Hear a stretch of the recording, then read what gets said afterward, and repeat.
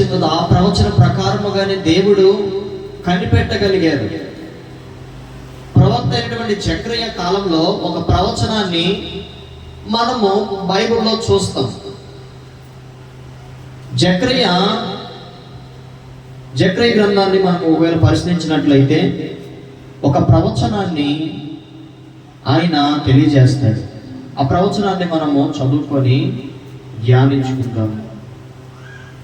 జకర్యా 9వ అధ్యాయము 9వ వాక్య ప్రకారముగా, సియోను నివాసులారా బహుగా సంతోషించుడి, యెరూషలేము నివాసులారా ఉల్లాసముగా ఉండుడి. నీ రాజు నీతిపరుడను రక్షణ గలవాడును దీనుడునై గాడిద పిల్లను ఎక్కి నీ యొద్దకు వచ్చుచున్నాడు. ప్రైజ్ ది లార్డ్, హల్లెలూయా. అందుకని సర్వజనులందరినీ కూడా, సియోనులో ఉన్నటువంటి జనులందరినీ కూడా సంతోషించండి. ఈరోజు యెరూషలేములో ఉన్న కాపురం ఉంటున్న ప్రజలందరూ కూడా ఉత్సాహంగా ఉండండి ఈరోజు. ఎందుకని మీ రాజు మీ దగ్గరికి వస్తున్నాడు. హల్లెలూయా. మీ రాజు మీ దగ్గరికి వస్తున్నారు. పడమట గ్రామ ప్రజలందరూ కూడా సంతోషంగా ఉండండి. ఎందుకు సంతోషంగా ఉండాలి? అప్పటి వరకు సంతోషం లేదు మనకి. ప్రజలు బానిసత్వంలో ఉన్నారు, ప్రజలు ఇబ్బందులో ఉన్నారు. వారి పాపముల నుండి వారిని విడిపించడానికి రాజు వస్తున్నాడు, రక్షకుడు వస్తున్నాడు. ఎంతకాలం వేచి చూసారంటే ఎన్నో సంవత్సరములు, 5,000 యొక్క సంవత్సరాలుగా ఎదురు చూస్తున్నారు. ఎవరి కొరకు? రాజు కొరకు. యెరూషలేము ప్రజలకి సంతోషం లేదు. అప్పటి వరకు సియోను నివాసులకి సంతోషం లేదు. ఎందుకంటే మనం చేసేవాళ్ళు పాపం, మన దేవుడు ఏ కనికరిస్తారో, ఏ దేవుడు వస్తే మమ్మల్ని ఆదరిస్తారని అప్పటి వరకు వారు ఎదురు చూస్తున్నప్పుడు జకర్యా ఒక ప్రవచనాన్ని విత్తాడు. Praise the Lord. సియోను నివాసులారా, సియోను కుమార్తెలారా సంతోషంగా ఉండండి, ఉల్లాసంగా ఉండండి. ఎందుకనంటే మీ రాజు నీతిపరుడను, ఎవరు? మీ రాజు నీతిపరుడను, గాడిద చిన్న పిల్లను ఎక్కి మీ మధ్యకి ఎలా వస్తున్నాడు? రక్షణను ఇచ్చేవాడిగా మీ దగ్గరకు వస్తున్నాడు. హల్లెలూయా. రక్షణను ఇచ్చేవాడిగా మీ దగ్గరికి ఆయన గాడిదను ఎక్కి వస్తున్నాడు. దేవుని బిడ్డలారా, చదవబడినటువంటి వాక్యంలో ఇది ప్రవచనము నెరవేర్చబడినట్లుగా ఆయన యెరూషలేము సమీపించనుండగా, యెరూషలేమునకు సమీపించినటువంటి ఒలీవ చెట్ల కొండ దగ్గర ఉన్నటువంటి బెత్లెహేము అనేటువంటి ప్రాంతానికి వచ్చాడు. బెత్లెహేము అనేటువంటి ప్రాంతానికి ఎవరు వచ్చారు? యేసు ప్రభు వచ్చాడు. ఆ ప్రాంతము పేరు బెత్లెహేము. ఈ బెత్లెహేము ప్రాంతానికి యేసు ప్రభు వచ్చాడు. ఇది యెరూషలేములో ఉంది. ఈ ప్రాంతం యెరూషలేములో ఉంది, బెత్లెహేము ప్రాంతం. ఈ ప్రాంతానికి యేసు ప్రభు వచ్చాడు. యేసు ప్రభుతో పాటు శిష్యులు వచ్చారు. యేసు ప్రభు శిష్యులు వచ్చిన తర్వాత యేసు ప్రభు ఒకటి వారిని అడుగుతున్నాడు. ఏమని అడుగుతున్నాడు? అయ్యా, మీకు సమీపంగా ఉన్నటువంటి ఒక గ్రామానికి వెళ్ళండి. అలాగేనయ్యా, వెళ్తాం. మీకు సమీపంగా ఉన్నటువంటి ఒక ప్రాంతానికి, ఒక గ్రామానికి వెళ్ళండి.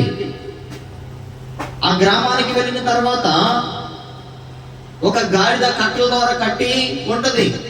ఏంటిది? ఒక గాడిద కట్టెల ద్వారా ఉంటది. ఈ రోజు వాక్యం అంతా అదే మాట్లాడతారని అందరికి తెలియదు. ఈరోజు వాక్యం పొద్దున కూడా అదే. హల్లెలూయా. ఒక గాడిద దగ్గరికి వెళ్ళండి. ఆ గాడిద ఎలా ఉంటుంది? దాని తాడుతో కట్టేసి ఉంచారు. ఏం చేయాలయ్యా ఇప్పుడు మేము వెళ్ళి ఆ గాడిదని కట్లు ఉంటాయి కదా, అవునయ్యా, ఆ కట్లు విప్పుకొని నా దగ్గరికి తీసుకురండి. వెరీ గుడ్ అయ్యా. మరి కట్లు పొందితే ఆ గాడిద కల వాళ్ళు మమ్మల్ని అడుగుతారు, ఎందుకు తీసుకెళ్తారు? మమ్మల్ని అడుగుతారు. గాడిద కల్లా కూడా అడుగుతారు మమ్మల్ని. యజమానుడు అన్నాడు దానికి, ఆ గాడిదకి. అప్పుడు ఇది ప్రభువుకి కావాలని యజమానుడికి చెప్పండి. హల్లెలూయా. ప్రభువుకి చెప్పండి. ఏ ప్రభు ఏంటని అనాలి కదా యజమానుడు. ఏ ప్రభు ఏంటి, మా గాడిదలు మీరు ఎత్తుకెళ్ళడం ఏంటి, మా యొక్క సామాను మీరు ఎత్తుకెళ్ళడం ఏంటి అని అన్నారు కదా. ఏమి మరుమాత్రము సందేహించకుండా తీసుకెళ్ళండి అని అన్నారు. ఏమన్నా ఆ రోజుల్లో గాడిద వ్యాపారం ఉండేది. ఒక్క గాడిద పోతే మామూలు బట్టలు వాడి దగ్గర ఉన్నాయి. ఒక్క గాడిద ఎవరి దగ్గర ఉందా, దొరికిందా, గాడిదలు దొంగలు కూడా ఉంటారు. గాడిదలు దొంగలే దొరికిందా అయిపోయారు. వ్యాపారం ఆ రోజుల్లో వ్యాపారం. మరి మాత్రము సందేహించకుండా ఇది ప్రభువుకి కావాలి అని చెప్తారు. అప్పుడు ఆ యజమానుడు కూడా ప్రజలందరూ ఎవరి గురించి ఎదురు చూస్తున్నాడు, రాజులకు రాజు గురించి ఎదురు చూస్తున్నారు, ప్రభువులకు ప్రభు గురించి ఎదురు చూస్తున్నారు. ప్రభువుకి కావాలన్నప్పుడు ఆ కట్లు విప్పుకొని తోలుకొని వచ్చారు. అయితే వెంటనే ప్రవక్తలు చెప్పినట్లుగా ప్రవచనము నెరవేర్చబడింది. ఏంటిది? ముందుగా మనం జకర్యా 9:9 అధ్యాయంలో మనం చదువుకున్నాం. నీ రాజు నీతిపరుడే, రక్షణ వస్త్రాన్ని ఇచ్చేవాడుగా గాడిద చిన్నపిల్లని ఎక్కి వస్తున్నాడని. ఇది జకర్యా ప్రవచనాలు నెరవేర్చబడింది. ఇక్కడ నెరవేర్చబడింది, మత్తయి సువార్తలో నెరవేర్చబడింది ఇది ఈ యొక్క ప్రవచనం. యేసు ప్రభు శిష్యులు వెళ్ళి గాడిదని తీసుకొచ్చి యేసు ప్రభు దగ్గర నిలబెట్టారు. అప్పుడు దేవుడు ఆ భారవాహనమును పైకి కూర్చొని, ఆ భారవాహనం మీద పైన కూర్చొని ఆ చిన్న గాడిదను ఎక్కి బయలుదేరుతా ఉన్నాడు. హల్లెలూయా. అది చిన్న గాడిద అండి, చిన్న గాడిద. అప్పుడు ఆ చిన్న గాడిద మీద ఎక్కినటువంటి ఆ యేసుక్రీస్తు ప్రభువు వారు తనతో పాటు ప్రజలు, చిన్నపిల్లలు, పెద్దవారు, ఇరుగు పొరుగు వారు యేసు ప్రభు చిన్న గాడిద మీద ఎక్కి యెరూషలేము వీధులలో ఆయన వస్తున్నప్పుడు దారి పొడుగున ఈతమట్లు, వస్త్రాలు, పువ్వులు, అరుపులు, కేకలు, హోసన్నా జయము, రాజులకు రాజా జయము, దావీదు కుమారుడా జయము, ఇశ్రాయేలు దేవా జయము, త్వరలో రానున్న మెస్సయ్యా నీకే స్తోత్రములు, గానములు, పరిశుద్ధుడు నీవే అని చప్పట్లు పడుతూ, కేకలు వేస్తూ, అరుచుకుంటూ ఒక పెద్ద పండగలాగా జరుపుకుంటున్నారు. ఇది ప్రవక్తలు చూశారు. అరే యెరూషలేము వీధులలో గొప్ప పండగ జరుగుతూ ఉంది, కేకలు ఎక్కడ దాకా వినపడుతున్నాయి, అరుపులు ఎక్కడ దాకా వినపడుతున్నాయి. అమ్మ బాబోయ్, జకర్యా ప్రవచనం నెరవేర్చబడింది, రాజు వచ్చేసాడు. జకర్యా ప్రవచనం నెరవేర్చబడింది, రాజు వచ్చేసాడు. ఇక మనం ఇక సింహాసనాలు మనకు ఉండవు. ఇక్కడ భయం. ఆ రోజు రాజులు ఆయనకు ముందు ఇంకొక రాజు వస్తే అసలు సాయించుకోరు.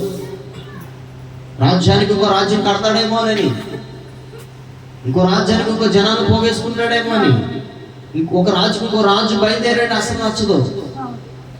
ఒక గొప్ప గలిబిడి పుట్టింది ప్రవక్తలకి, రాజులకి. దేవునికి స్తోత్రం కలుగును గాక. ప్రవక్తలకే కానీ రాజులకే కానీ యేసు ప్రభు జయధ్వనుల మధ్య వస్తూ ఉంటే వాళ్ళు గుండెల్లో రైలు పరిగెడుతున్నాయి. హల్లెలూయా.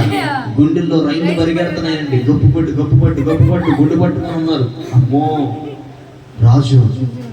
యెరూషలేము ప్రజలు, సీయోను కుమార్తెలు అరుపులు అరుస్తున్నారు. రాజు వచ్చేస్తాడేమో, రథం ఎక్కి వస్తున్నాడేమో, గుర్రాలు వేసుకుని వస్తున్నాడేమో, ఇక మా రాజ్యాలు కూలిపోతాయి, మేముండం, మా బిడ్డలు ఉండరు, మా ఆస్తి ఉండదు, మా కోటలు ఉండవు, ఏముండవు అని గుండెల్లో రైళ్లు పరిగెడుతున్నాయి వారందరికీ.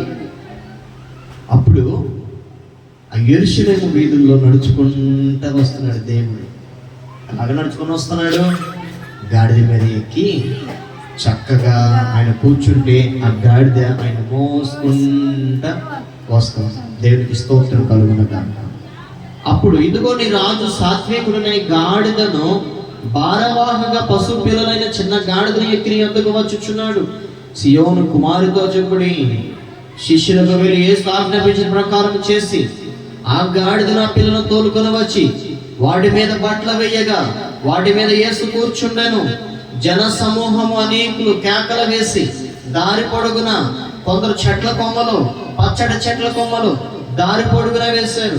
జన సమూహాన్ని ముందు వెలుచుండగా దావీదు కుమారునికి జయమని కేకలు వేస్తూ ఆయన యెరూషలేములోనికి వచ్చినప్పుడు పట్టణమంతా కూడా ఈయన ఎవరా అని కలవరపడ్డారు. ఈయన ఎవరు? ఇంతమంది ప్రజల ద్వారా, ఇంతమంది జయధ్వనుల ద్వారా, కేకల ద్వారా ఈయన ఎవరబ్బా పట్టణానికి వచ్చాడు అని భలే ఆశ్చర్యపోతున్నారు. అప్పుడు జనసమూహం అంతా కూడా ఈయన నజరేతు వాడగు యేసు అని చెప్పుకున్నారు. ప్రైజ్ ది లార్డ్, హల్లెలూయా. ఈయన నజరేతు వాడు అవు అయినటువంటి యేసు క్రీస్తు ప్రభువు వారు.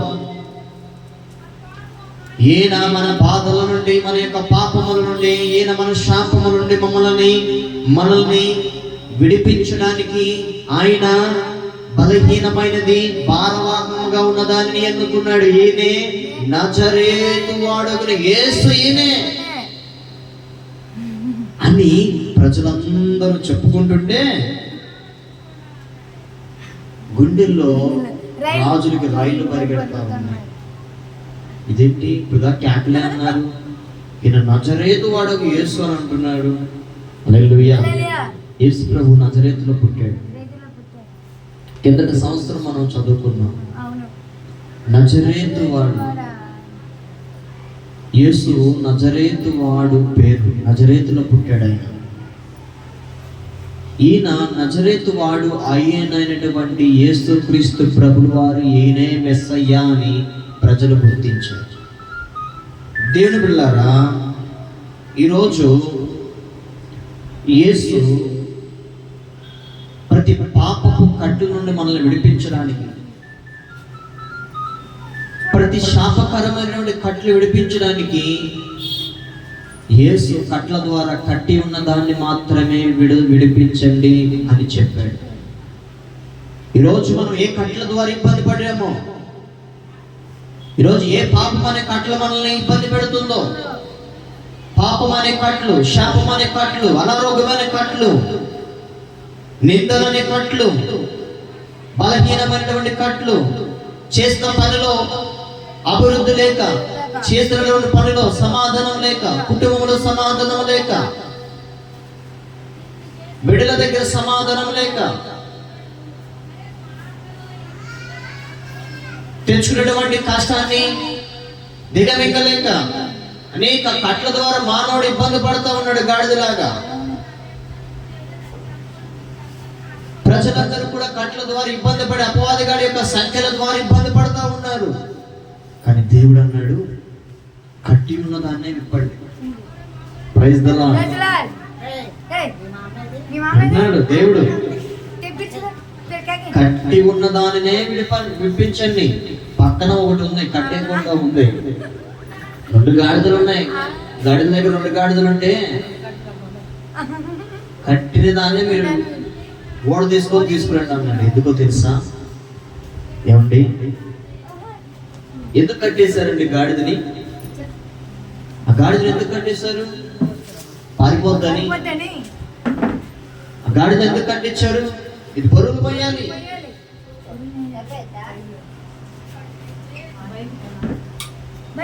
శాపకరమైనటువంటి బ్రతుకుల్లో ఉంది, హీనకరమైన బ్రతుకుల్లో ఉంది. ఎందుకు కట్టేశారు దాన్ని?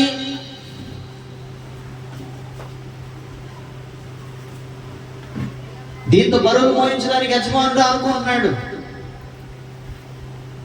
దీంతో నేను పని చేయించుకోవాలని యజమానుడు అనుకుంటున్నాడు. ఈ యజమానుడికి ఆలోచన ఉంటుంది, గాడిదను కొన్నాడంటే గాడిద దాన్ని అది ఎంతో పని చేయించాలని, బరువులు మోయించాలి, దీని ద్వారా లబ్ధి పొందాలి, దీని ద్వారా డబ్బు సంపాదించాలని గాడిదలు కొనుక్కున్నాడు. కానీ దేవుడు ఏమనంటున్నాడు వాక్యంలో? 2 గాడిదలు ఉన్నాయి, కట్టిన దాన్ని విడిపించండి. ఈ కట్లు అనేది పాపానికి సాదృశ్యముగా ఉంది. ఈ కట్లు అనేది మనిషి యొక్క జీవితానికి సంబంధించినటువంటిగా ఉంది. ఈ కట్లు ఏదో ఒక రీతిగా మనిషిని ప్రభావితం చేస్తా ఉంది. ఈ కట్లు ఏదో ఒక రీతిగా మనిషిని ప్రభావితము చేస్తా ఉంది. ఏంటంటే కట్లు అనంటే పాపం అనేటువంటి కట్లు, రోగం అనేటువంటి కట్లు, దయ్యపు కట్లు, బానిసపు కట్లు, మంత్రపు కట్లు, మరణం అనేటువంటి కట్లు. మీకు తెలుసో లేదో, ఏదో ఒక రీతిగా ప్రజలు కట్ల ద్వారా అపోధకుడు కట్టేసి ఉంచాడు. మంత్రాల ద్వారా ఒక కుటుంబం దగ్గరికి వెళ్ళారు. ఆ కుటుంబం ప్రార్థన చేయమని చెప్పారు. చేసే ప్రార్థన చేశారు.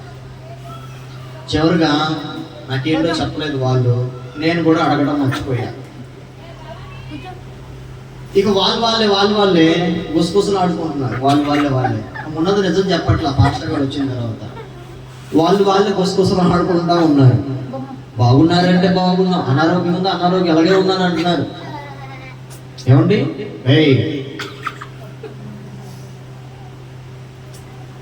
ఏమండి వాళ్ళు గుసగుసలు ఆడుతూ ఉంటే చివరికి తెలిసింది, ఏంటమ్మా మీలో మీరు మాట్లాడుకుంటున్నారు, ఏమన్నా నాతో చెప్పాలనుకుంటున్నారు, ఇది సీక్రెట్ ఏమైనా రాస్తున్నారా అని అడిగా నేను.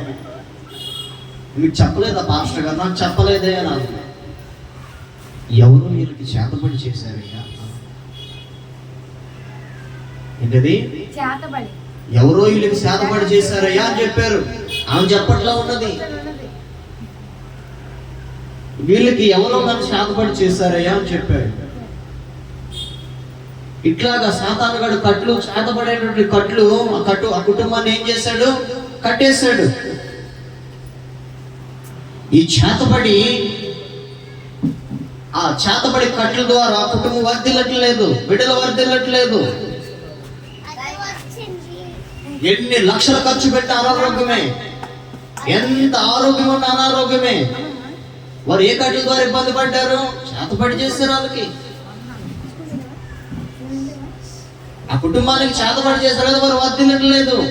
మీకు చెప్పలేదా? నాకు తెలిస్తేనే కదమ్మా చెప్పలేదంటే, పాస్టర్ గారు మరి ఆ కుటుంబానికి ఎవరో చేతబడి చేశారయ్యా, మరి కొద్ది రోజులుగా వారు ఆ చేతబడినటువంటి కట్ల ద్వారా ఇబ్బంది పడుతూ ఉన్నారు.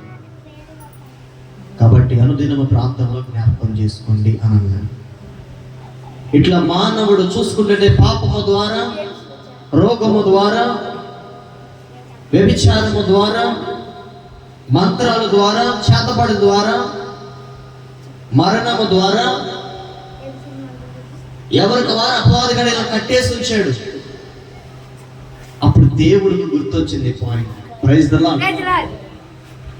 ఆ కట్లు నేను విడిపిస్తాను, ఆ కట్లని నేను విడిపిస్తాను, ఆ కట్లని నేను విడిపించి వారిని ఆశీర్వదిస్తాను. ఆ కట్లని పటాపంచలుగా తెంచి, సంఖ్యల్ని పటాపంచలుగా తెంచి నేను వారి మీద వాహనముగా ఎక్కి నేను వస్తాను. హల్లెలూయా.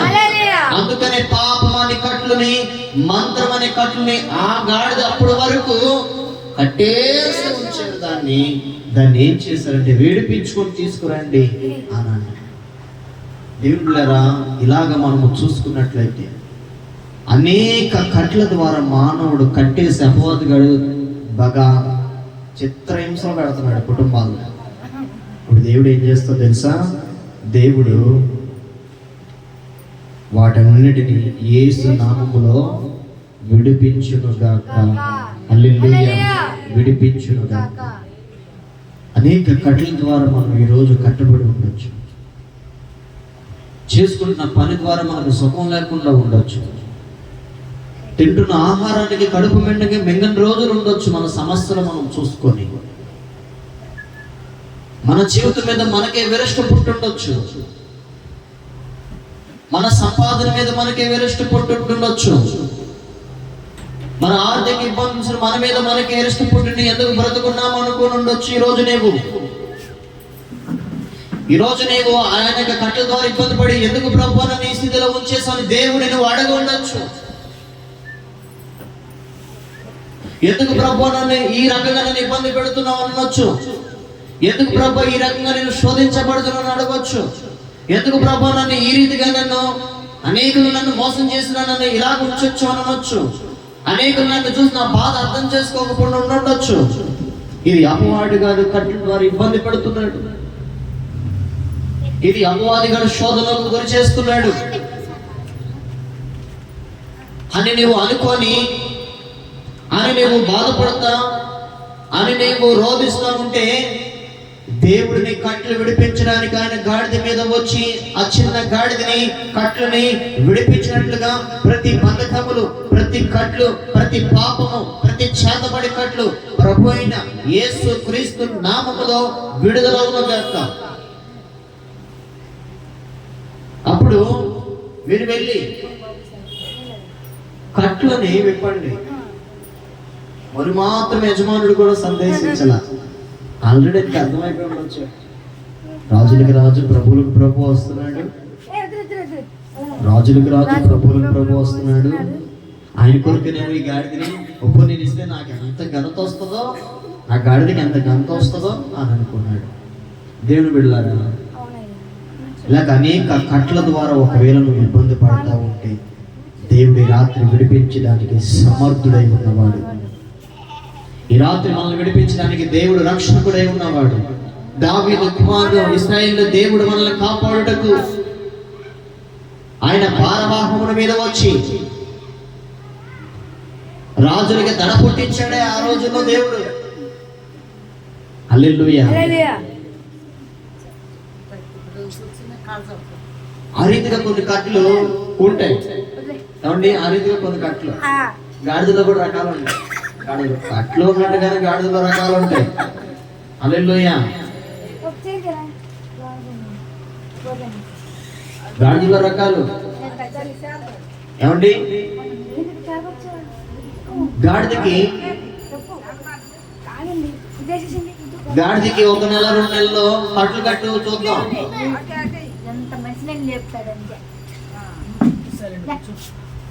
గాడిదకి 1-2 సార్లు మనం కాళ్ళకి కట్లు కట్టి ఉంచుదాం. కొన్ని రకాల గాడిదలు, వీటిలో రకాలు. గాడిద ఎక్కడ వెళ్ళిపోతాని నెలంతా ఒక చెట్టుకి కట్టేసి ఉంచుతాడు. 1 నెల 2 నెలలు బాగా కట్టేసి ఉంచుతాడు కదా. 3వ నెలలో దాన్ని కట్లు ఇప్పుదెత్తాడు. ఎప్పుడు తీసినా సరే దాన్ని కట్టేశారని అనుకుంటుంది. అది దాని మెల్లో కట్టేసి కొంచెం కట్టేస్తారు 2-3 నెలల దాకా. ఇక అలవాటు పడి నన్ను కట్టేశారని అనుకుంటుంది ఆ గాడిద. కానీ ఆల్రెడీ యజమానుడు దాన్ని కట్లు ఎక్కువ తీసేసాడు. కట్టేసినప్పుడు తన మనసులో ఏముంటుంది తెలుసా? నా మెల్లో గొలుస్తుంది, నా మెల్లో తాడుంది, నేను నన్ను అక్కడ కట్టేశారు అనుకుంటుంది. ఆల్రెడీ దాన్ని విడిపించేశాడు. ఎందుకంటే దానికి అలవాటు పడింది. అది అట్లా అలవాటు అయిపోయింది. యజమానులు కట్టేసి వచ్చిన ఉప్పు తీసినా కూడా నన్ను కొంచెం కట్టేశారని అనుకుంటుంది. వెళ్ళిపోదు. ఇక దానికి అలవాటు అయిపోయింది. రెండవదిగా అలవాటు పడేటువంటి గాడిద. ఒకరోజు ఒక యజమానుడు ఆ గాడిద మీద ఉప్పు వ్యాపారి కదా, అటొక బస్తా ఇటొక బస్తా వేసుకొని సంతలో అమ్ముకుందామని వెళ్తున్నాడు. గాడిద తెలివైనది. 2 బస్తాలు వేసుకొని బయలుదేరాడు. ఆ 2 బస్తాలు బయలుదేరుతా ఉంటే మార్గంలో నది దాటాలి.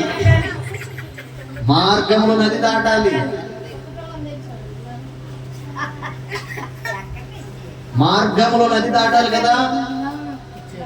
మరి ఈ గాడిద అటొక ఉప్పు బస్తా ఇటొక ఉప్పు బస్తా వేసుకొని మెల్లగా నడుచుకుంటా ఉంది. ఆ నది దాటి అవతలకి వెళ్ళాలి.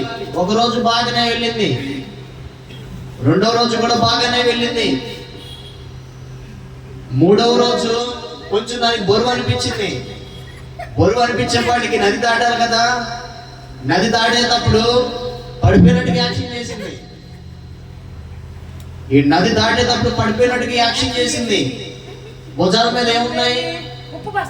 ఏమున్నాయండి భుజాల మీద? ఉప్పు బస్తాలు ఉన్నాయి. పడిపోయినట్టుగా యాక్షన్ చేసింది. పడింది రోడ్డు మీద పడిందా? సముద్ర కాలంలో పడింది. అర్థం చేసుకుంది. నది దాటాలి, పడిపోయినట్టుగా యాక్షన్ చేసింది.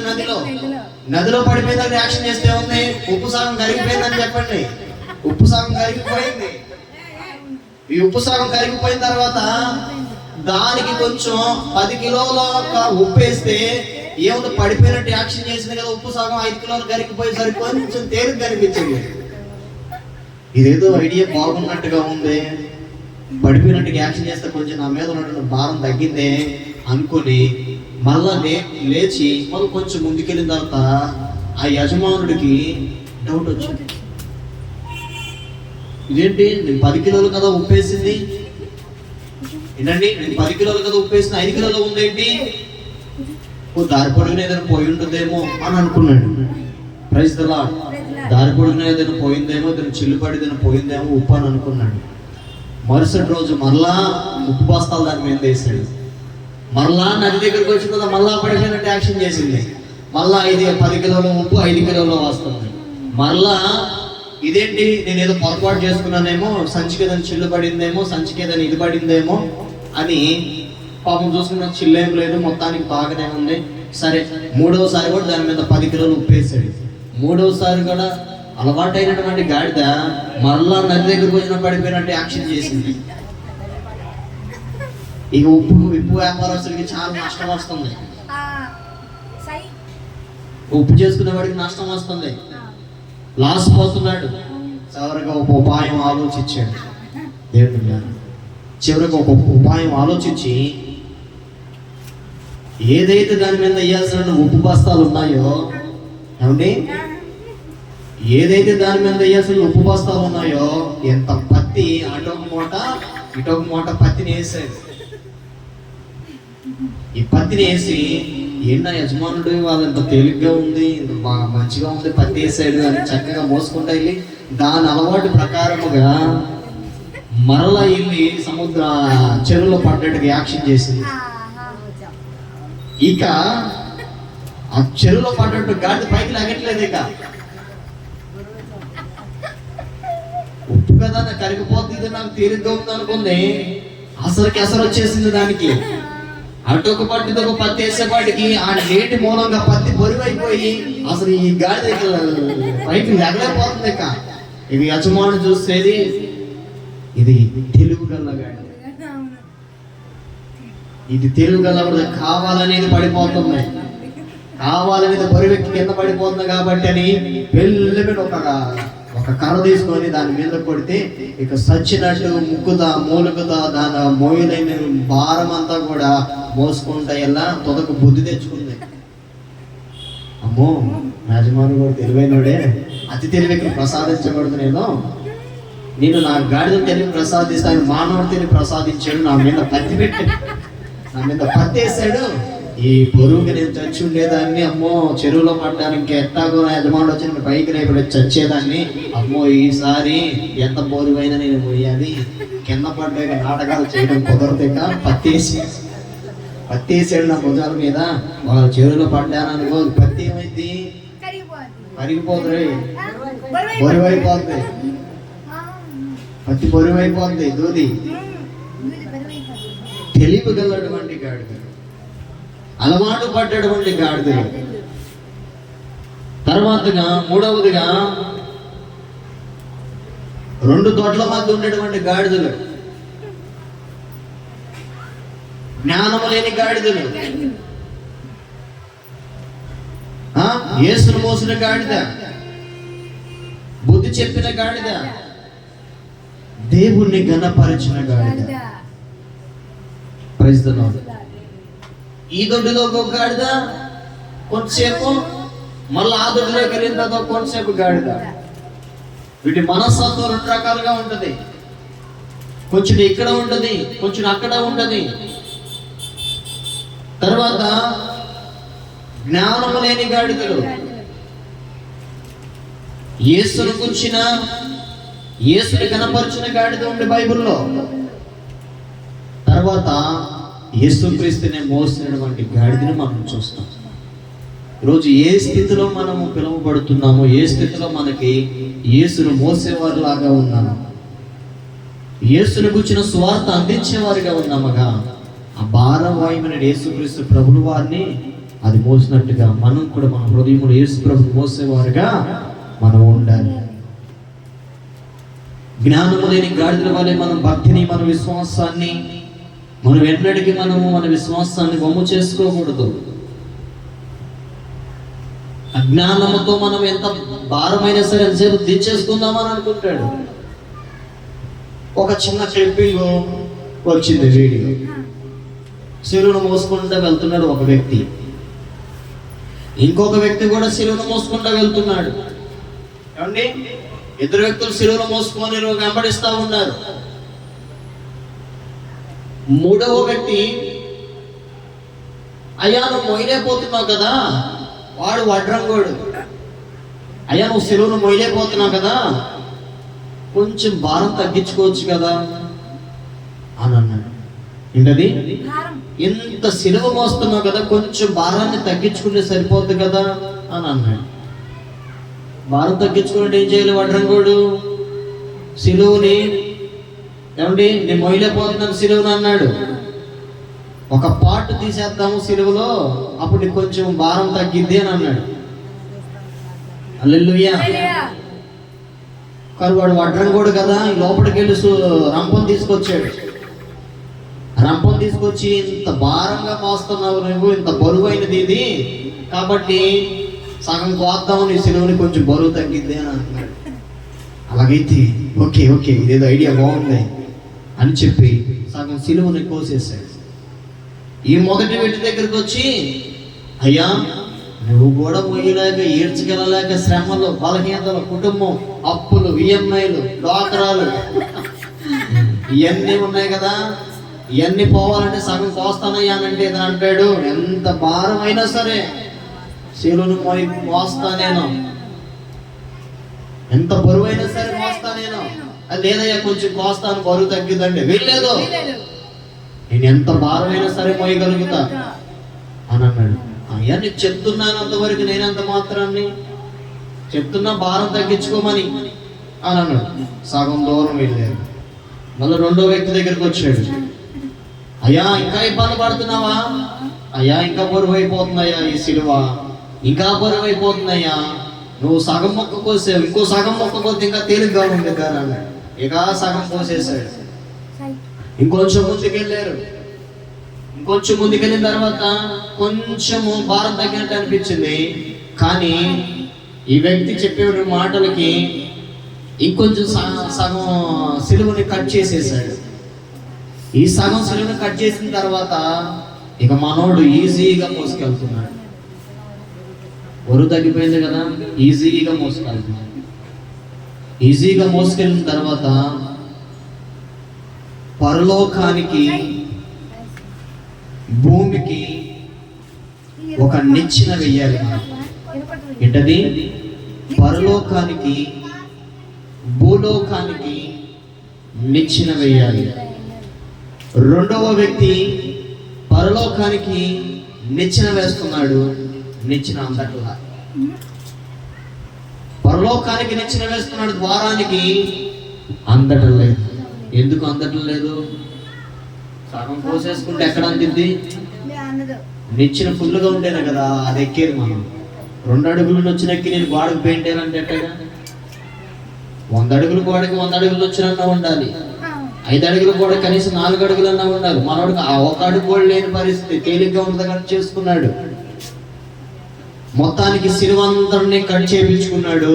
ఆ దారిలో వేస్తా ఉంటే ఆ సిలువ ఆ యొక్క దారికి సరిపోవడం లేదు. ఈలోపు ఎన్ని శ్రమలైనా, ఎంత బాధ అయినా, ఎంత నష్టం వచ్చినా, ఎన్ని నిందలు వచ్చినా నేను మోస్తాను, నా దేవుని నేను మోయడానికి నాకు తక్కువేంటని మోసడు వ్యక్తి ఆ దారికి చెక్క వేయంగానే ఆ చెక్క ఆ పరలోక రాజ్యానికి దారిని ఆ చెక్క మీద నుండి నడుచుకుంటూ వెళ్తున్నాడు. హల్లెలూయా. ఈయన చెక్క ఏమో పరలోక రాజ్యానికి సరిపోయింది, ఈయన చెక్క ఏమో పరలోక రాజ్యానికి సరిపోలా. ఎందుకంటే ఈ వ్యక్తి యోగ్యమైన మనసు కలిగిన వ్యక్తి, మంచివాడు, సత్ప్రవర్తన కలిగిన వాడు, ఎంత భారమైన మోయగలిగిన వాడు, సహనం ఉంది, ఓర్పు ఉంది, ప్రేమ ఉంది, దేవుడి మీద నమ్మకం ఉంది, అన్నీ ఉన్న ఇతను పరలోక రాజ్యానికి చెక్కేస్తే ఆ చెక్క మీద నుండి నడుచుకొని వెళ్ళిపోయాడు, చెక్క మాయమైపోయింది. కానీ ఈ వ్యక్తి మాత్రం పరలోక రాజ్యాన్ని పోగొట్టుకున్నాడు. ఎందుకనంటే, ప్రభు నాకు ఇన్ని సమస్యలు వస్తున్నాయి, ఆయన మొయ్యలే ప్రభు అంటాం మనం. ఇన్ని రోగాలు వచ్చేస్తున్నాయి ప్రభు, తట్టుకోలేనయ్యా అని మనం అంటాం. ఇన్ని అప్పుడు కూలిపోయినా, ఇంత బలహీనంగా ఉన్నాయి, నా వల్ల కావట్లేదు నాయన అంటాం మనం. కానీ దేవుడు ఆ మొదటి సిలువను మోసినటువంటి వ్యక్తి కూడా నేను ఎంత కష్టమైనా సరే మోయగలుగుతానటువంటి మనస్సు మనకు రావాలి. గాడిదకి రాలేదా? గాడిదనికి ఎక్కాడు యేసు ప్రభు. అది మోసుకుంటా ఎరుషలేము వీధుల్లో పాపం చక్కగా తిరుగుకుంటా వచ్చింది. భారం అయినా యేసు ప్రభువుతో కంటే ముందు గాడిద ఘనత వచ్చింది. హల్లెలూయా. ముందు గాడిదకి ఘనత వచ్చింది. అది గాడిద వెళ్తా ఉంటే పూజ చల్లారు, గాడిద వెళ్తా ఉంటే చప్పట్లు కొట్టారు, గాడిదలు నడుస్తూ ఉంటే నారపాటలు చల్లారు, ఆ చెట్ల కొమ్మలు నరికారు. ఎంత కష్టం వచ్చినా సాయించగలిగిన మనస్సు మనకు కలిగి ఉండాలి. ఎంత నష్టపోయినా మనము దేవుని విడిచిపెట్టిన స్థితిలో మనం ఉండాలి. ఎంత కృంగి కుసించకపోయిన దేవుడు నా చేయి నన్ను విడవడు, నా కుటుంబాన్ని దేవుడు విడవడని ఒక గొప్ప విశ్వాసం కలిగి మనం ఒక నిరీక్షణ కలిగి ఉండాలి. ఆ వ్యక్తిలాగా నరికేసుకుంటే ఎట్లాగా మోయలేకపోతున్నానని అనేకమైనటువంటి గాడిదలు మనం చూస్తాం, కట్ల వారి ఇబ్బంది వారిని చూస్తాం. ఈరోజు మనము యేసును గణపరిచిన వారి వలె మన జీవితాలు ఉండునుగాక. మూలవాక్యం ఆ గాడిదను దాని పిల్లను తోలుకొని వాటి మీద బట్టలు వేయగా ఆ బట్టల మీద యేసు ప్రభు కూర్చున్నాడు. కూర్చొని యెరూషలేము వీధుల్లో ఆయన ఊరేగుతాం. ఈరోజు మట్లాదివారం. మరి ఈరోజు మట్లాదివారం రోజు దేవుడు ప్రపంచానికి ఒక సువార్తను అందించాడు. ఏమని సువార్త అంటే, దేవుళ్ళారా, నేను గాడిద మీదనే ఎక్కువ వస్తున్నాను కాబట్టి యుద్ధాలు కాదు, యుద్ధాలు చేయడానికి కాదు, ప్రజల మధ్య గొడవలు పెట్టడానికి కాదు, ప్రేమను, తగ్గింపును, శాంతిని నెలకొల్పడానికి వచ్చిన వాడిని. హల్లెలూయా. యేసు ప్రభువులో ఉన్నటువంటి క్వాలిటీస్ ఇవి: ప్రేమ, సహనము, తగ్గింపు. పాపిని పవిత్రపరచడానికి, పాపిని వెదకి రక్షించడానికైనా మనుష్య కుమారునిగా భూమి మీదకి వచ్చాడు. ఇది గుడ్ ఫ్రైడేకి ముందు యేసు ప్రభు గాడి మీద ఎక్కి ఊరేగుతారు. యెరూషలేము వీధుల కేకలు వేస్తా, జయధ్వనులు చేస్తా ఉంటే రాజులకి గుండెల్లో రైలు బగిలిగాడు పరిగెడతా ఉన్నాయి. ఎక్కడ మా సింహాసనం కొట్టేస్తాడా, ఎక్కడ మా కోటలను కూల్చుతాడని. ఆయన కూల్చేవాడైతే గాడిద మీద రాడని సందేహం ఇచ్చాడు. నేను కూల్చేవాడిని అయితే గాడిదని ఎందుకు ఎక్కువ వస్తాను? నేను మీ రాజ్యాలను కొలగొట్టడానికి రాలేదు, అయినా ఈ రాజ్యం అంతటి మీద నాకు అధికారము గలదు, ఈ రాజ్యం మీద నాకు అధికారము గలదు. నా తండ్రి నాకు ఇవన్నీ కూడా నాకు అనుగ్రహించాడు. ఈరోజు ప్రపంచ భారము యేసు ప్రభు మీద ఉంది. యేసు ప్రభు ఆయన భుజాల మీద ఆయన రాజ్యభారం. మనందరి భారము మోయగలిగేది యేసు ప్రభు తప్ప మానవుడు మోయలేరు. నీ ప్రతి పరిస్థితి దేవుడు తప్ప మరి ఎవరు కూడా వినలేరు. నీ ప్రతి ప్రార్థనకి జవాబు యేసు తప్ప మరి ఎవరు ఇవ్వలేరు. నీ కష్టానికి ప్రతిఫలము దేవుడు తప్ప మరి ఎవరు కూడా ఇవ్వలేరు. ఆ చిన్న గాడిదను దేవుడి మీద ఎక్కువ దానికి గంతనిచ్చినట్టు ఈరోజు మనకి కూడా దేవుడు ఘనతనివ్వాలని కోరుకుంటున్నాడు. అనేక కట్ల ద్వారా మనం ఇప్పటికీ ఇబ్బంది పడి ఉంటాం. అనారోగ్యం ద్వారా, ఆర్థిక ఇబ్బందుల ద్వారా, ఆర్థిక సమస్యల ద్వారా మనం ఎన్నాళ్ళుగా ఇబ్బంది పడి ఉంటే దేవుడు, పరిశుద్ధాత్మ దేవుడు మనకి మాట్లాడుతున్న మాటలు ఇవన్నీ ప్రతి కట్ల నుండి, ప్రతి సమస్య నుండి, ప్రతి బంధకము నుండి నేను మిమ్మలను విడిపించి మీకు విడుదలిచ్చునుగాక, మీకు సంతోషాన్ని ఇచ్చునుగాక, నీకు సమాధానం ఇచ్చునుగాక, నిన్ను ఇబ్బంది కలుగుల నుండి దేవుడు తప్పించి ఒక నూతనమైనటువంటి కృపను దేవుడు మనందరికీ కూడా అనుగ్రహించునుగాక. ప్రతి కట్ల నుండి, ప్రతి సమస్య నుండి, ప్రతి చేతబడి నుండి, ప్రతి అనారోగ్యం నుండి యేసు క్రీస్తు ప్రభు వారి కట్లు పటాపంచులుగా తెచ్చివేయునుగాక. హల్లెలూయా.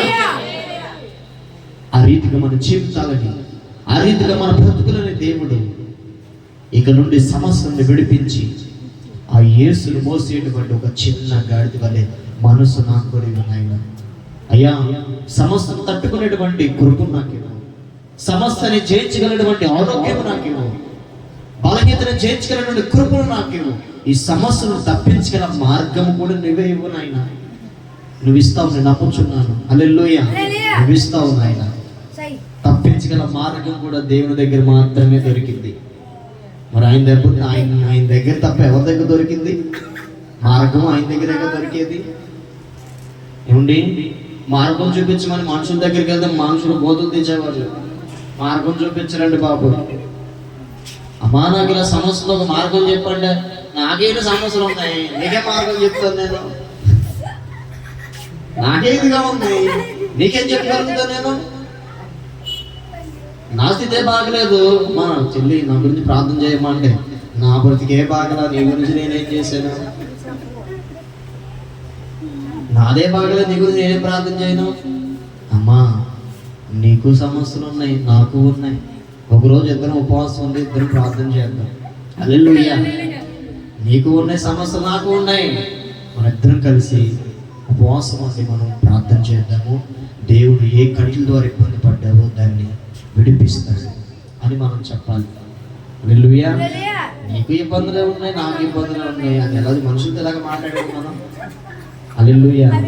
స్వచ్ఛమైనటువంటి మాటలు మన నోటి నుండి రావాలి, నీతియుక్తమైన మాటలు మనలో నుండి రావాలి, ఆశీర్వాదకరమైనటువంటి మాటలు మన నోటిలో నుండి వచ్చును, రావాలి. ఏ కుటుంబం దగ్గరికి వెళ్ళి ఆశీర్వదించబడాలని ప్రార్థన చేయలేవు. ఏ గృహానికి వెళ్ళినా కుటుంబాన్ని ఆశీర్వదించిన ఆయన ప్రార్థన చేయలేవు. ఏ ప్రాంతానికి వెళ్ళి ఆశీర్వదించాలని ప్రార్థన చేయాలి. మనము మన నోట్లో దేవుని వాక్యం ఉంది, దేవుడు నీతో ఉన్నాడు. మన నోటి నుండి ఏం రావాలి? ఇంగ్లీష్ భాష రాకూడదు, దేవుని మాటలు మన నోటిలో గనక ఉంటే నీ నోటితో ఏ పలుకుతావో అది నెరవేర్చబడును గాక. నీ నోటితో ఏదైతే అవును అనంటే అది ఖచ్చితంగా జరుగును గాక. నీ నోట్లో ఏముండాలి? దేవుని వాక్యం ఉంది. మరి ఈ నోట్లో మనం ఏం రావాలి? దేవునికి స్తోత్రం. అదిగో యేసు ప్రభు అక్కడ ఉన్నాడు. అయ్యా, యేసు ప్రభు అక్కడ ఉంటే నాయన రండ్రా బాబు అని అన్నాడు. నాయన రండ్రా బాబు, గుడ్డు వాళ్ళకు చూపునేస్తాను, మోగ వాళ్ళకి మాటనిస్తాను అని అన్నాడు. గోమంటే యేసు ప్రభు దగ్గరికి మోగవాడికి మాటిస్తాను అన్నాడు కదా. పాపం వచ్చాడు మోగవాడు, గుడ్డువాడు వచ్చాడు, కళ్ళు తెచ్చుకున్నాడు. మోగవాడు వచ్చాడు, ఓత చేయవాడు వచ్చాడు, కాలు ఎరిగినవాడు వచ్చాడు. అందరూ బాగానే వచ్చారు. కానీ మాట ఇచ్చినోడేమో ఇంగ్లీష్ భాషలో మాట్లాడుతున్నాడు. కాళ్ళు ఇచ్చినోడేమో కాలు నడకనే పుట్టింటికి వెళ్ళిపోయాడు. చూపునిచ్చినోడేమో సినిమాకి వెళ్ళిపోయాడు. దేవుడు అనుగ్రహిస్తే ఇలాగే ఉంటాయి మనుషులకి. చూపునిచ్చినోడు మన కంటికి కనపడలేదంట యేసుప్రభు. అప్పుడు దాకా వచ్చాడంట, ముగ్గుతో దొక్కాడుకుండా వచ్చాడు. యేసుప్రభు ఎక్కడ ఏ కొండ మీద ప్రసంగం చేస్తున్నాడు. పాపం వచ్చాడు. అయ్యా, బోధకుడు ఏ కొండ మీద ఉన్నాడు? కొండల మీద ప్రసంగం చేసేవాడు. ఏ బోధకుడు ఎక్కడున్నాడు నాయన అని. గుడ్డివాడు అలాగే వచ్చాడు, మగవాడు అలాగే వచ్చాడు. యేసుప్రభు ఎక్కడున్నాడంటే అది అయ్యా కొండ మీద ప్రసంగం చేస్తున్నాడు. ఎందుకు? స్వస్థత పొందడానికి వెళ్తున్నాడు. కానీ స్వస్థత ఇచ్చాడు, లేరు. తర్వాత లేరండి. దేవుడు మేలు చేస్తే మందిరాలు గుర్తురాదు, దేవుడు ఆశీర్వదిస్తే ప్రార్థన గుర్తురాదు. ఆ రీతిగా ప్రజలు ఉండిపోయారు. మగవాడికి మాట ఇచ్చినప్పుడు మళ్ళా తిరిగి రావాలి కదా, గుడ్డవాడికి చూపించి మళ్ళా తిరిగి రావాలి కదా. కంటికి కనిపించలేదు. ఒక్కడొచ్చాడు. 10 మంది బయలుదేరి ఒక్కడే తిరిగి వచ్చాడు. అయ్యా, యేసయ్యా, నీకు వందనాలయ్యా. ఇంతవరకు నన్ను ఎవడు బాగు చేయాలని అనుకున్నాను, కానీ నువ్వైతే బాగు చేశావు. హల్లెలూయా. నన్నైతే బాగు చేశావు. కాళ్ళ మీద పడ్డాడు, వచ్చి కాళ్ళ మీద పడి నమస్కారం చేయించున్నాడు, కాళ్ళ మీద పడి మొక్కుతున్నాడు. ప్రభువా, నేను నీతో వస్తాను, ప్రభువా, నేను నీతో పని చేస్తాను, ప్రభువా, నీతో నేను పరిచయం చేస్తానంటే 10 మంది వచ్చారు కదరా, 9 మంది రా అని అడుగుతున్నాడు దేవుడు. వారి సొంత పనుల్లో నిమగ్నమయ్యారయ్యా. ఏంటి? వారి సొంత పనుల్లో నిమగ్నమయ్యారు. దేవుడు ఇతను ఏమంటాడు తెలుసా? కృతజ్ఞత కలిగిన వాడు, కృతజ్ఞత కలిగిన వాడు. మరి 9 మంది కృతజ్ఞత లేదు, దేవుడు మేలు చేసిన కృతజ్ఞత లేదు, ఇల్లు కొనుక్కున్న కృతజ్ఞత లేదు, ఉద్యోగం ఇచ్చిన కృతజ్ఞత లేదు, చదువునిచ్చిన కృతజ్ఞత లేదు, వ్యాపారం ఇచ్చిన కృతజ్ఞత లేదు, వారు నుండి కాపాడుతున్న కృతజ్ఞత లేదు, సంవత్సరం అంతా కాపాడుతున్న కృతజ్ఞత లేదు. కృతజ్ఞత లేని వారు లోకాన్ని వెంబడిస్తారు. కృతజ్ఞత కలిగిన వారు ఒక్కడున్నా చాలు. ఇక్కడ యేసు దగ్గరకు వచ్చి సాష్టాంగపడి నేను నీతో పని చేస్తానంటే వద్దొద్దు నాయన, నీవు నాతో పని చేయొద్దు, నీవు నీ కుటుంబానికి వెళ్ళి జరిగిన విషయములన్నీ కూడా చెప్పు. Praise the Lord. హల్లెలూయా. జరిగిన విషయాలన్నీ కూడా చెప్పు అని చెప్పాడు. నేను వెంబడిస్తాను, వద్దు నాయన, నన్ను వెంబడించేవారు 1 మంది ఉన్నారు, వెళ్ళి నీ కుటుంబంలో జరిగింది చెప్పు. అదిగో యేసుక్రీస్తు ప్రభువు వారు నాకు ఇన్ని మేలు చేశాడు. దేవుడు నన్ను కష్టంలో నన్ను ఆదుకున్నాడు, ఇరుకుల్లో నన్ను ఆదుకున్నాడు, వ్యాపారంలో నన్ను ఆదుకున్నాడు, అనారోగ్యంలో నన్ను ఆదుకున్నాడని వెళ్ళి వేరే వాళ్ళకి చెప్పు అన్నాడు.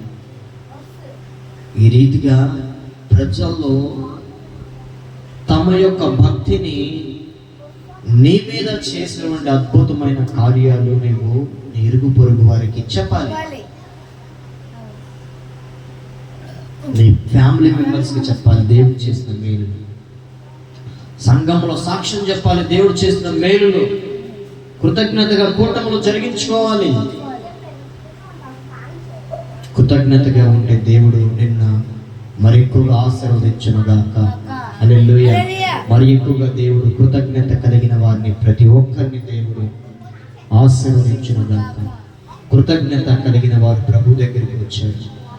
ఈరోజు మొదటిగా కూడొచ్చిన వీళ్ళందరినీ కూడా దేవుడు ఆ చిన్న గాడిని ఏ రీతిగా అయితే ప్రభువు ఎక్కి వచ్చాడు, ఆ భారవాహనం అయితే ఏదైతే ప్రభు ఎక్కాడో ఆ ఘనత వచ్చినట్లుగా దేవుడు మీకు కూడా ఘనతనిచ్చి, ఆరోగ్యమిచ్చి, శక్తినిచ్చి, ఎన్నిక లేకపోయినా బలహీనంగా ఉన్నా, అనేకుల ద్వారా మాటలు పడుతున్నా, అనేకుల ద్వారా ఇబ్బంది పడుతూ ఉన్నా, అనేకుల ద్వారా చుట్టుపోట మాటలు అంటున్నా కూడా దేవుడు మీ అందరికి ఘనతనిచ్చునుగాక. మీ అందరికి దేవుడు ఘనతనిచ్చునుగాక. మీ అందరికి దేవుడు సకల ఆశీర్వాదములు ఇచ్చునుగాక. దేవుడు మీ అందరికీ ఆ యెరూషలేము వీధుల్లో కేకలు వేసి అరిచినట్లుగా మీ గురించి అనేకులు కూడా ప్రభు వైపుకు వచ్చునుగాక. హల్లెలూయా. ఆ రీతిగా ప్రభు యొక్క ఆశీర్వాదములు ప్రతి ఒక్కరి జీవితంలో, ప్రతి ఒక్కరి తల్లి గృహంలో, ఈ ప్రాంత ప్రజల జీవితంలో, ప్రతి ఒక్క యవనకుని జీవితంలో, ప్రతి ఒక్క చదువుకునే బిడ్డ జీవితంలో దేవుడు ఘనతనిచ్చి, కష్టాన్ని కొట్టివేసి, నష్టాన్ని కొట్టివేసి దేవుడు ఒక నూతనమైన కార్యములు ఇది మొదలుకొని నిరంతరము చేయునుగాక. హల్లెలూయా. హల్లెలూయా. ఆ రీతిగా సంసిద్ధమై దేవుని యొక్క ప్రేమలో మనందరం కూడా నడుచుకుందాం. తనను ఉంచుదాం, ప్రార్థన చేస్తున్నాం. స్తోత్రం, స్తోత్రం, స్తోత్రం, స్తోత్రం, స్తోత్రం. ప్రభువానికి స్తోత్రం, స్తోత్రం, స్తోత్రం, స్తోత్రం. ప్రభువానికి స్తోత్రాలు, స్తోత్రాలు, స్తోత్రాలు. గొప్ప దేవానికి స్తోత్రాలు, స్తోత్రాలు, స్తోత్రాలు. రాజులకు రాజా, ప్రభులకు ప్రభువానికి స్తోత్రాలు. ప్రభువానికి స్తోత్రాలు, గొప్ప దేవానికి స్తోత్రాలు, ఆశ్చర్యకరుడానికి స్తోత్రాలు, మహాగణుడానికి స్తోత్రములు. ప్రభువానికి